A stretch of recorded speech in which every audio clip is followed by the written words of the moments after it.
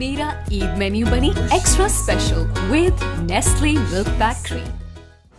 सियालकोट से आपको आगाह करते चले इमरान अशरफ की रिपोर्ट के मुताबिक सियालकोट में सिविल डिफेंस ने मनी पेट्रोल पंप और गैस रीफिलिंग माफिया के खिलाफ बड़े पैमाने पर क्रैकडाउन का सिलसिला जारी कर रखा है, जिसके नतीजे में कोटली, लोहारा और डस्का समेत सियालकोट के मुख्तलिफ इलाकों में भरपूर क्रैकडाउन जारी किया गया। क्रैकडाउन के दौरान सिविल डिफेंस के अफसर इंस्पेक्टर हाफिज जकरिया इकबाल ने मुतअद्दिद मनी पेट्रोल मशीन और गैस रीफिलिंग करने वाले आलात कब्जे में लेकर मुतअद्दिद दुकानों को सील कर दिया है। महकमा सिविल डिफेंस के डायरेक्टर पंजाब बारकुल्ला खान की हदायत और डिप्टी कमिश्नर सियालकोट के हुक्म पर सिविल डिफेंस के जिलाई अफसर मलक खालिद महमूद, शहजाद अवान और इंस्पेक्टर हाफिज जकरिया इकबाल की तरफ से सियालकोट भर में मनी पेट्रोल पंपों और गैस रीफिलिंग करने वालों के खिलाफ बड़े पैमाने पर क्रैकडाउन का सिलसिला जारी है।